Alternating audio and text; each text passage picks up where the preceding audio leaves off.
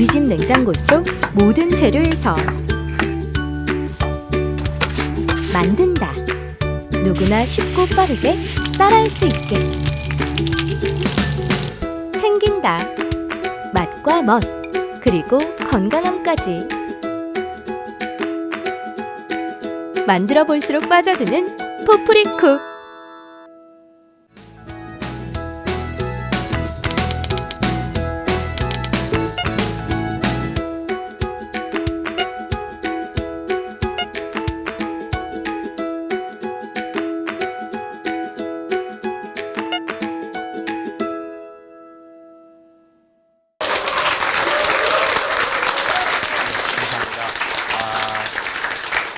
감사합니다.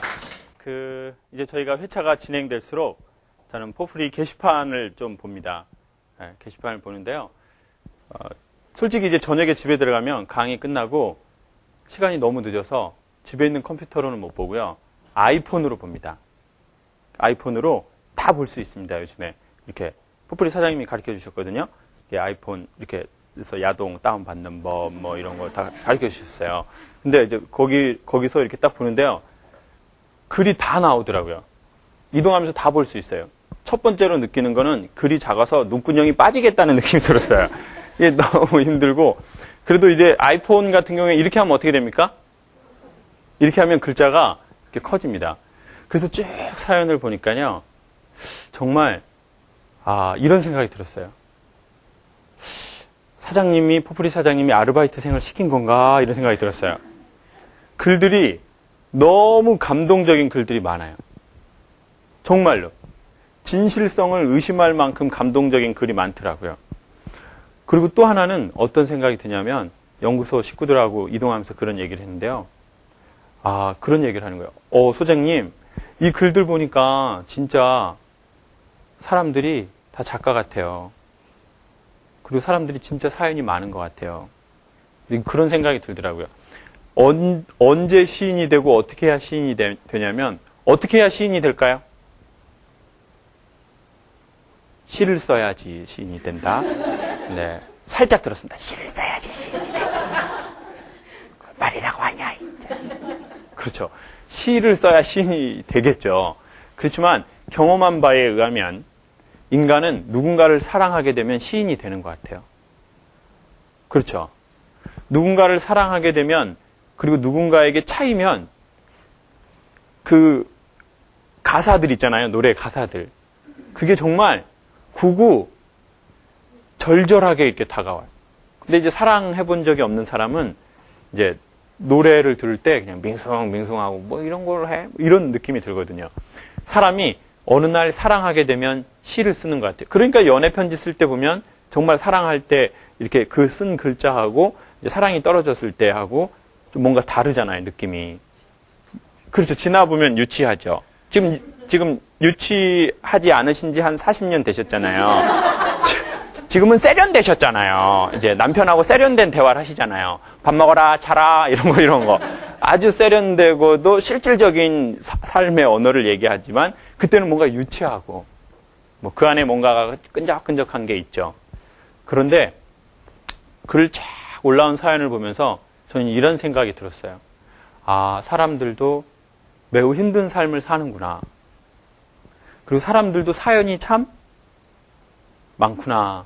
그거를 사실 전 이번에 포프리쇼로 처음 한 건 아니고요. 처음 이렇게 소그룹으로 강의를 했을 때가 있었어요. 8년 전에. 그때 처음 알았어요. 저는 사람들이요 다 재미나게 사는 줄 알았습니다. 그리고 사람들이 오늘 여기 오시다 보면 여기 강남이잖아요. 강남인데 사람들이 다 좋은 차 타고 다 좋은 음식 먹고 다 멋진 옷 입고 다 멋진 건물을 들락날락거리는 줄 알았거든요. 그런데 소그룹을 이렇게 하는데 정말 사람들이 인간극장 같은 시나리오를 다 갖고 있더라고요. 근데 그때는 그 사람들이 왜 그걸 얘기 안 했나 이렇게 생각해 보니까 이유는 간단해요. 내가 한 번도 나의 힘든 거를 진실하게 얘기한 적이 없으니까 남도 나한테 얘기 안 한 거예요. 제가 되게 센 척, 멋있는 척 막 이렇게 살았기 때문에 사람들도 나한테 어떻게 한 겁니까? 센 척, 멋있는 척하고 사는 거예요. 근데 어느 날 제가 조금 건강해지면서 제 무장을 해제하고 사람들에게 제 상처나 제 힘든 걸 얘기를 했더니 그 얘기를 듣고 개인이든 집단이든 얘기를 하시더라고요. 그러면서 또 좋아지는 게 있고 그러면서 서로 위로받는 게 있다는 걸 알았어요. 가까워지고. 그런 거 있잖아요. 그런 거 좀 나만 알 것 같아. 그런 거를 서로 알면 어떻게 됩니까? 사이가? 가까워지잖아요. 공감대가 생기죠. 포프리 사장님하고 저하고 둘이 같이 야동을 보면 친해지거든요. 네? 아니, 그랬다는 얘기는 아닙니다. 오해하지 말고 들어주십시오. 예, 오해하지 말고 얼굴 앞에서 우리 어머니 삐죽하시네. 그런 거 안 했어요. 진짜예요. 네. 저, 안 했어요. 진짜예요. 이거 오해, 네. 강한 부정은 부정이다. 이렇게 얘기하고 싶네요. 네. 그냥 부정이다. 이렇게 얘기하고 싶네요. 그래가지고 뭔가 그런 거 하면 이제 친해지잖아요. 그리고 희한하게 인간은 얘기하고 보면 별일 아닌 게 있어요. 근데 얘기 안 하면 그게 별일인 게 있어요. 이런 거 있잖아요. 어렸을 적에 뭐 막 힘들었어 뭐 그랬는데 나이가 들고 어른이 돼보면 그거 별거? 아니에요. 네. 별거 아니야. 내 친구네 집 그거 어렸을 적에 막 좋은 차 타고 다니고 좋은 집 2층 양옥집 막 그런 데 살고 그랬는데 그거 그때 별일인 것 같았는데 지금은 완전 별일이죠. 완전 별일이야. 나 진짜 너무 자존심 상해. 나 진짜 나 그 집 불지르고 싶어. 나 진짜 너무 화가 나. 진짜 나. 그 나이 먹고 보면 별일 아닌 게 있다고요. 근데 그때는 어렸을 때는 그걸로 죽내 사내한 게 있어요. 나 그걸로 죽내 사내. 그 오빠 없으면 죽을 것 같았는데 그 오빠 없어져서 죽었어요? 안 죽었어요? 잘 살잖아요. 그 오빠 없어져. 지금 사는 오빠가 옛날에 없으면 안 된다고 한 오빠였던 분 별로 안 계시죠? 솔직히. 딴 오빠잖아요. 네. 완전히 딴 오빠. 네. 근데 가만히 이렇게 보면서 이런 생각이 들었어요. 때로는 삶은 수용소 같다라고 느끼는 때가 있다는 거예요. 인간이 자기 잘난 맛에 사는 때가 있대요. 내가 원하는 대로 다 되고, 네. 내 말 다 들어주고, 네. 뭐 나 진짜 이대 나오고 막 어느 날 보니 똥배 나오고 막 이렇게, 네? 나 이제 완전 짜증나는 때가 오는 거죠. 그래서 삶이 수용소 같다라고 느낄 때가 살면서 있다는 거예요. 네. 여러분 어쩌면은 오늘 여기 이제 오십시오라고 했을 때 어떤 분은 기쁜 마음으로 오신 분 2분, 어떤 분은 나 강의 재미가 없어 봐. 너 진짜 완전 짜증나. 토요일 날 진짜 나. 진짜. 그 때로는 삶이 수용소 같다고 느낄 때가 있습니다. 희한해요. 그래서 실제로 수용소에서 살았던 사람들의 얘기가 있습니다. 독일이 이스라엘 사람들을, 유대인을 아주 미워하던 때가 있었죠. 그래가지고 아우슈비츠에 사람들이 이렇게 있었어요. 독일 북부는 되게 춥답니다. 그런데 이제 거기서 이렇게 갇혀서 지내는 거예요. 그런데 여기에서 살아남은 사람들이 자기가 살아남은 그 노하우를 얘기해 줬어요. 그 수용소에서 어떻게 살아남았는지. 사람을 정말 짐승 취급하더래요. 그 깡마른 사진들 그거 보셨죠? 막 시체가 이렇게 무덤처럼 쌓여 있고 시체 갖고 실험하고. 그런데 어떻게 해서 살아남냐면 오후 2시가 되면 사람들이 커피 한 잔을 준다는 거예요. 그 수용소 사람들에게. 근데 말이 커피지 조금 따뜻한데 썩은 악취 나는 물이라는 거예요. 근데 그거 한 잔이라도요, 사람이 아주 추울 때는 마셔서 몸에 뭐를 유지해야 됩니까? 체온이죠. 지방이 아니죠. 몸에 지방을 유지하지 않습니다. 체온을 유지해야 되는 거예요. 그래가지고 이제 2부류의 사람으로 나뉜 거예요. 이쪽 한 부류의 몇 사람들은 그걸 받자마자 다 먹어버려요. 너무 추우니까. 네. 그런데 몇 사람들은요, 그걸 다 먹지 않아요. 그리고는 반만 먹고 반은 어떻게 할까요? 남겨둔다. 영업하려고요? 왜 남겨뒀을까요? 뭐 하려고? 나중에 먹으려고요? 그럼 식으면 더 에너지가 떨어지는데요? 네? 아니 크게 얘기하시고 틀리면 욕 먹으세요. 그냥 괜찮아요. 뭐 이렇게 막 쭈점쭈점 하세요. 자, 이건 뭐 수능도 아닌데. 자, 깨끗한 환경이 아니면 뭐 같이 쥐가든지 쥐에게 물을 준다? 아우, 정말 영혼이 맑으시네요? 어떻게 저런 생각을 하셨을까요? 수용소에서는 쥐라도 잡아먹으려고 하는 입장인데. 자, 더 이상 답이 안 나올 것 같아서 제가 그냥 말씀드릴게요. 반은 먹고, 손을 닦아요? 양치예요? 먹은 음식도 없는데요? 아주 비슷해요. 그렇죠. 반은 얼굴을 씻고 몸을 씻는데요. 그 왜 씻느냐? 사람들이 얼마나 비난하겠어요. 얘 뭐 하는 짓이냐, 수용소에서. 여기서 뭐 수용소에서 그 물 요만한 거 가지고 얼굴 닦는다고? 그게 뭐가 좋아지냐. 여기 손 좀 닦는다고. 여기 어차피 수용소인데. 그랬더니 그 사람들이 그런 거예요. 이거는 항거하는 거다. 독일 사람들에 대해서. 독일 사람들이 우리를 짐승이나 돼지, 뭐, 이런, 그걸 취급한다는 거예요. 아니, 돼지도 요즘엔요, 엄청 잘해줘요. 좋은 막사에서 해주고, 예? 뭐 다 소도 좋은 데서 해주는데, 그때 당시에 사람들이 왜 이런 배경이 나왔냐면, 처음에 독일 사람들이 사람을 갖고 막 이렇게 실험도 하고 찌르고 죽이고 막 이래야 되는데, 사람이 마음에 뭘 느낍니까? 죄책감을 느끼잖아요. 사람이 사람에게 그렇게 하는 것에 대해서. 그래서 독일에서 심리학자에게 연구를 했더니, 사람이 가책 없이 사람을 죽이거나 사람을 갖고 실험하게 하려면 어떻게 하면 되냐면 상대방이 더럽다라고 생각하게 하면 된다는 거예요. 그러니까 사람이요, 아주 깨끗하고 말쑥하게 차려입은 사람한테 범죄를 저지르는 것보다 좀 이렇게 막 좀 뭔가 좀 냄새 나고 뭐 얼굴이 좀 더럽고 막 이런 사람들은 이렇게 죄책감 없이 상대적으로 이렇게 가해를 한다는 거예요. 그래서 그 사람들이 수용소 안에 화장실을 없애버렸어요. 추운 겨울에. 그러면 이제 추운 겨울에 화장실을 없애니까 어디다가 일을 보냐면 사람들이 너무 추우니까 밖으로는 못 나가고 겨울에 막사 안에서 이제 거기서 이제 대소변을 보기 시작한 거예요. 그러니까 냄새가 나잖아요, 당연히. 그러니까 이제 사람들 몸에서도 냄새가 나고 이제 그러면서 독일 사람 그걸 일하는 사람들이 냄새나고 더러우니까 갖고 실험을 하거나 죽이거나 그런 거에 별로 죄책감을 안 느끼기 시작하는 거예요. 그러니까 완전히 사람 취급하지 않고 정말 짐승도 그렇게 키우지 않는데 짐승보다 더 못하게 취급한 거죠. 거기에 대해서 항거하는 거예요. 나는 너희들이 나를 그렇게 취급하지만 나는 그런 사람이 아니다. 얼굴을 씻는 게 아니라 사실 어디를 씻고 있는 겁니까? 자기 자존감. 내 자존심, 내 자존감. 그거를 씻는 거예요. 나는 그런 사람이 아니다. 그래서 반드시 나는 이렇게 해서 살아남겠다. 그래서 당신들이 우리 민족에게 어떻게 했는지를 전 세계에 꼭 알릴 것이다. 그리고 내가 여기서 죽는다 하더라도 당신들이 취급하는 대로 내가 취급당하다가 죽지 않겠다. 그런 거에 대한 항거로 2시에 주는 커피에 반만 먹고 반은 자기 얼굴을 사람들이 보기엔 정말 별 짓을 다 한다 싶을 만큼 씻는 거예요. 그런데 점점 주위에서 조롱하는 사람이 생기는 거예요. 같은 사람들이.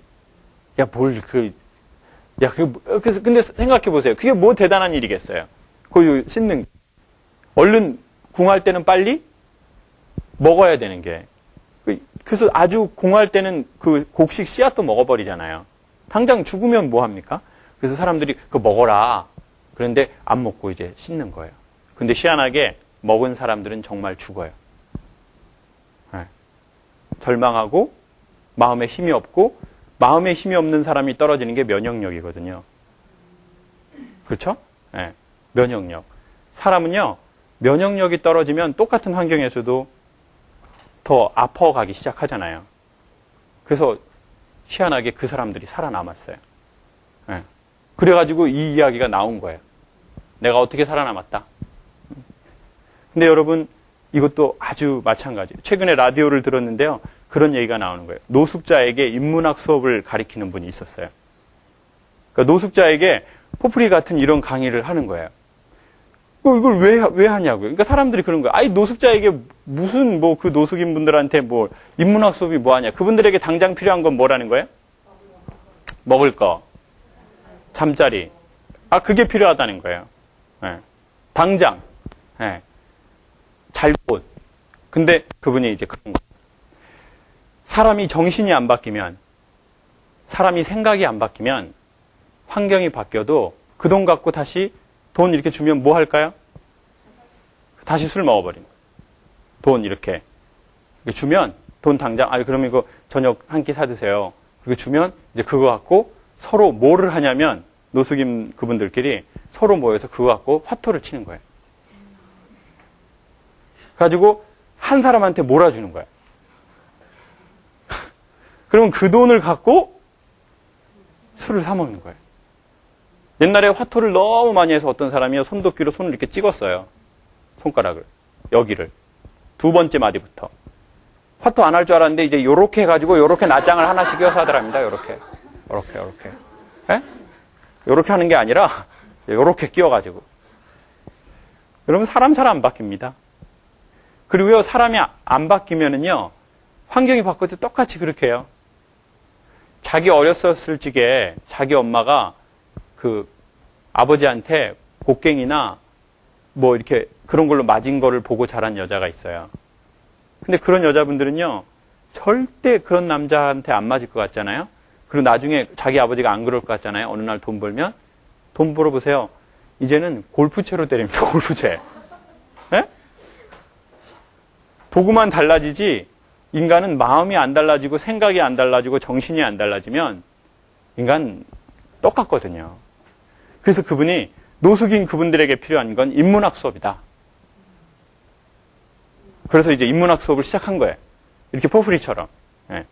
그래서 시작을 했는데 처음에는 다 그분들이 뭐 반신반의하고 얼굴도 이제 저거 뭐야 이렇게 생각을 한 거죠. 오늘 분위기하고 비슷해요. 예? 지금 좀 오늘 좀 오셨는데 저를 처음 보니까 저거 뭐야 미장원이야 뭐야 저거 뭐 강남에서 샵 하나 저거 뭐요 저거 뭐 이런 분위기로 이게 쳐다본 거죠. 근데 이게 점점 시간이 지나면서 좋아지기 시작했어요. 그래서 어느 날 그 인문학 수업을 하신 분이 방송을 보는데 이렇게 되어 있는 거예요. 방송을 보는데 한 노숙인 분의 삶을 찍은 건데 그분이 이제 노숙 생활을 안 하고 쪽방에서 살고 있는 거예요. 쪽방 아시죠? 쪽방이라고 아주 그 칼 같은 방인데 거기에 보니까 그 책상 겸 밥상 겸 이렇게 안진뱅이 그 상이 있잖아요. 그거 하나가 있고 그 위에 저렇게 저기에 보면 저 책 있잖아요. 저거 제가 보기에 확실하건데 저거 그냥 깍입니다. 저거 그냥 깍이에요. 저거 뭐 안에 이렇게 많이 사람들이 본 거 아닌데 이거 스튜디오니까 좀 있어 보이라고 갖다 놓은 거잖아요. 근데 이제 저런 책이 10권이 이렇게 있더래요. 그 밥상 위에.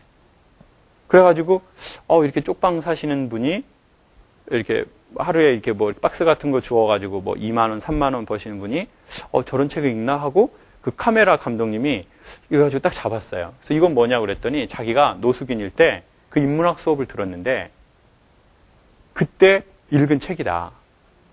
그래서 자기가 결심한 게 평생 책을 읽기로 결심했다는 거예요. 네. 그래가지고 자기가 그 책을 보면서 무슨 생각을 했냐면 내가 이런 책을 읽는 사람인데 내가 노숙할 수 없다는 생각이 들더래요. 그래가지고 이제 자기는 노숙인 생활을 그만두고 그 인문학 수업 받고 나서 거기에서 이제 또 책을 그분이 사주신 거예요. 후원 받아가지고. 그런데 노숙인 분들이 한 50분, 60분 되니까 자기가 그걸 다 사줄 수 없으니까 후원을 받았어요. 카페에다가. 책을 좀 후원해 주십시오.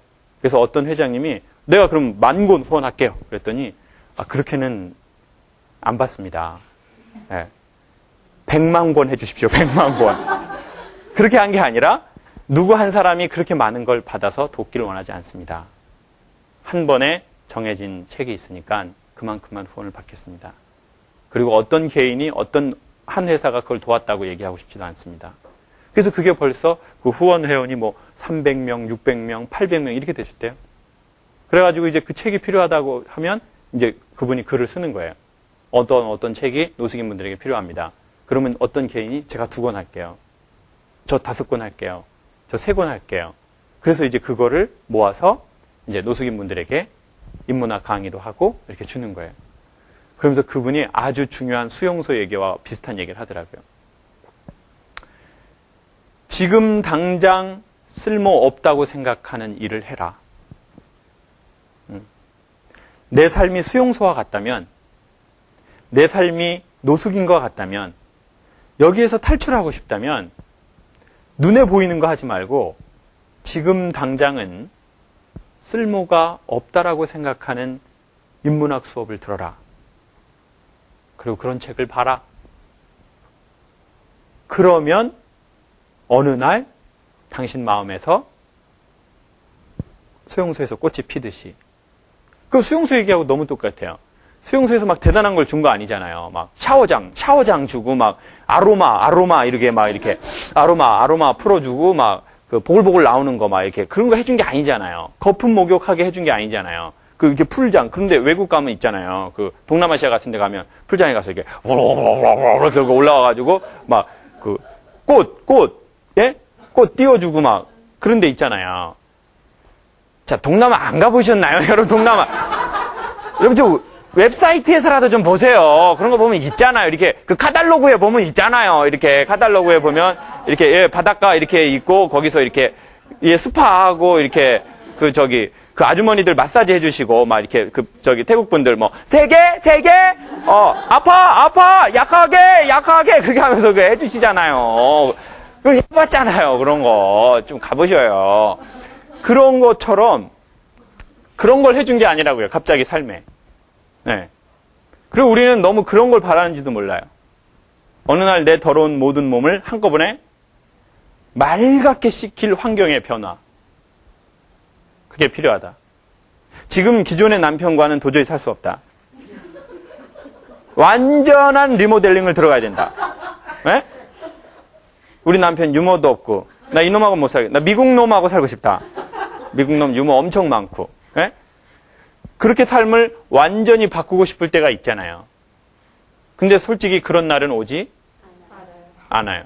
놀랍게 아주 극소수의 행운을 가진 자가 그걸 잡거든요. 뭐에 당첨되면 그렇게 됩니까? 로또. 아니면 잭팟. 이번에 또 뭐 어디서 정선에서 뭐 터졌다고 그러더라고요. 그래가지고 뭐 40억, 30억 뭐 세금 떼고 뭐 그렇게 됐다고 그러더라고요. 네. 그래서 제가 저희 연구소 식구들한테 물어봤어요. 당신들은 그게 터지면 어떡할 거냐 했더니 전부 다 연구소를 그만두고 싶다. 더러워서 못 다니겠다. 이런 사람 2명. 그리고 1명은 나는 그래도 연구소를 다니겠다. 그래서 당신만 빼고 나머지는 정리해고 하겠다. 제가 그렇게 얘기하고 싶더라고요, 진짜. 여러분 보세요. 잭팟이 터졌고 로또가 됐는데도 지금 남편하고 살겠다는 사람이 행복하게 살고 있는 거예요. 한번 생각해 보세요. 나 로또 됐는데 지금 남편하고 나 살 건지. 자, 솔직히 난 진짜 나 로또 500억, 100억짜리 됐는데 나 지금 남편하고 나 계속 결혼 생활을 유지하겠다. 라고 하는 분 손 살짝 한번만 이렇게 들어줘 보세요. 1분, 2분, 3분, 4분, 5분.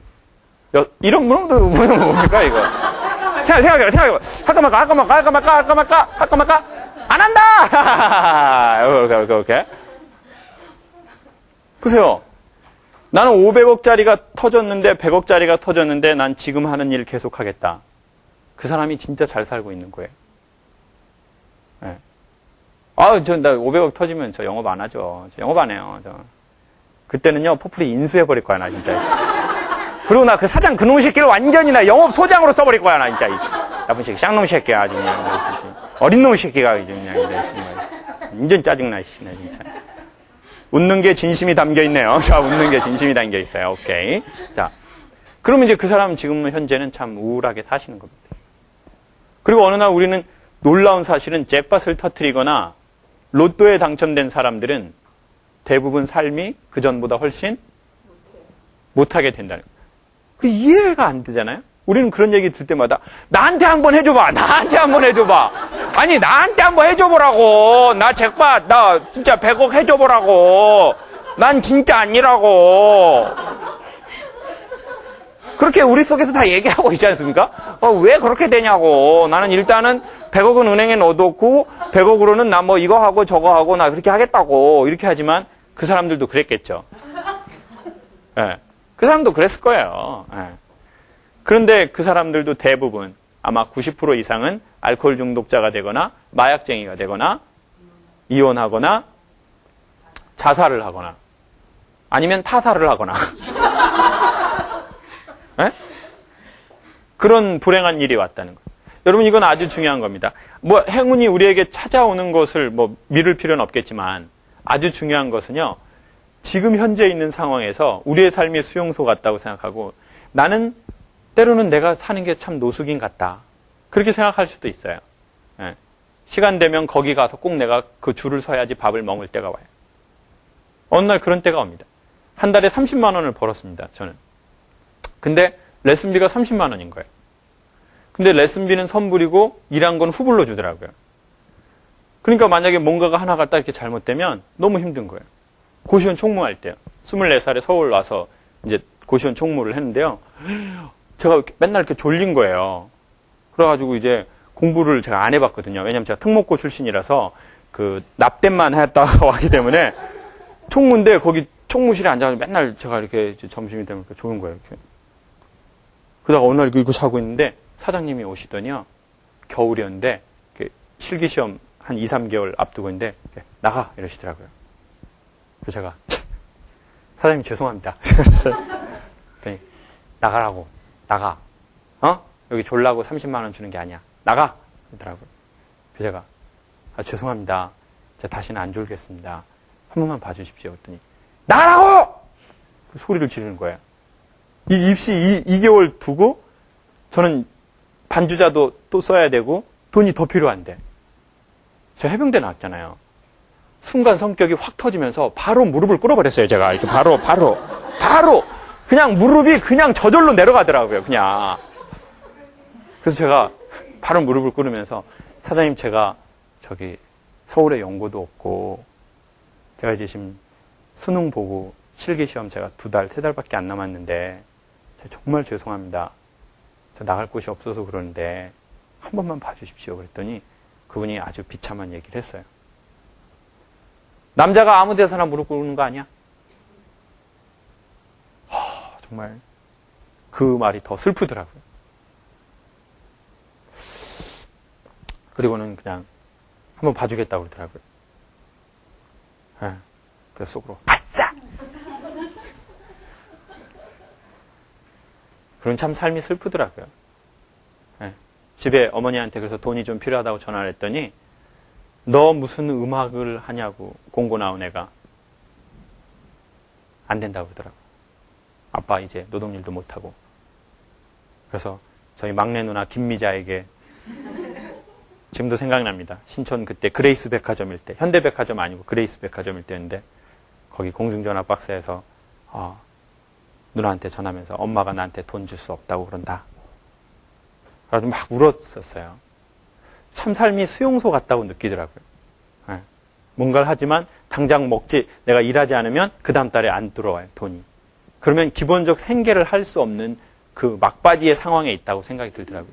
근데 인간은 돈만으로 그런 게 아닙니다. 네. 돈은 지금 이제 막 굶어 죽을 정도는 아닐지도 몰라요. 당장 내일 밥을 걱정하실 정도는 아니잖아요. 지금 몸이 끼니를 걱정할 몸은 아니에요. 이게 지금 그 막 못 먹고 막 이런 위태위태한 몸은 아니에요.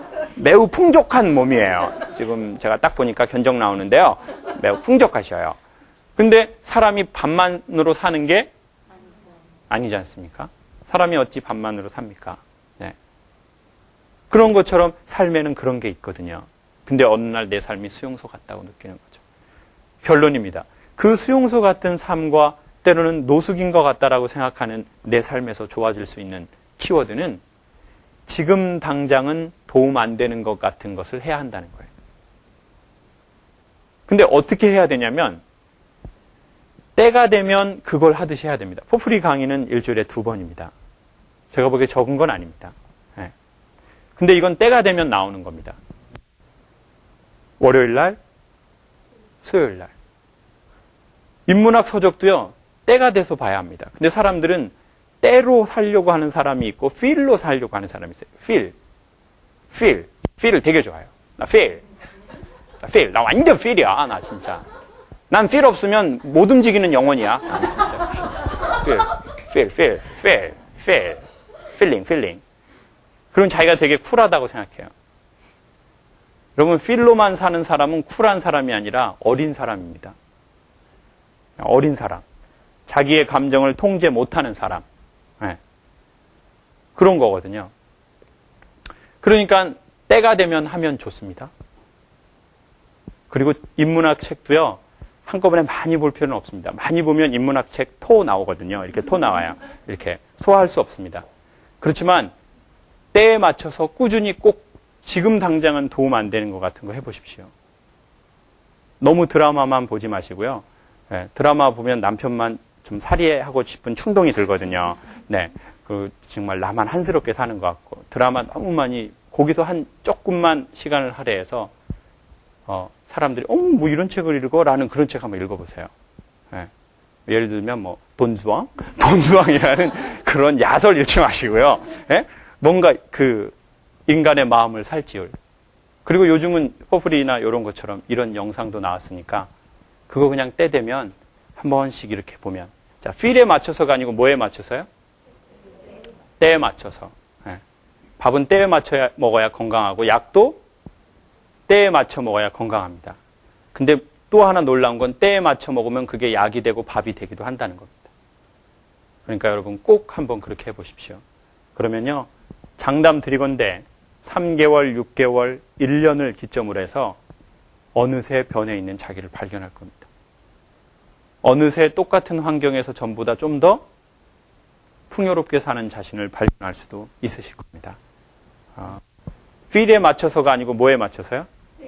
때에 맞춰서.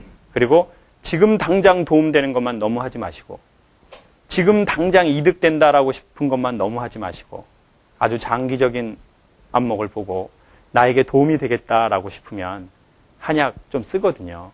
그래도 때에 맞춰서 잡수시다 보면 그게 어느 날 쌓여서 이렇게 성인이 되었던 것처럼, 밥 먹고 성인이 된 것처럼 마음에도 그 수용소나 그 노숙인 내 생활을 넉넉하게 이길 수 있지 않을까 싶습니다. 간식 준비됐습니까, 사장님?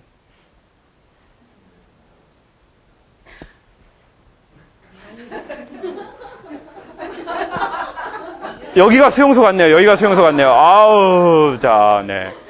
자, 그럼 간식 준비 안 됐으니까 우리 밖에 가서 담배나 한 대씩 태우고 이렇게. 감사합니다.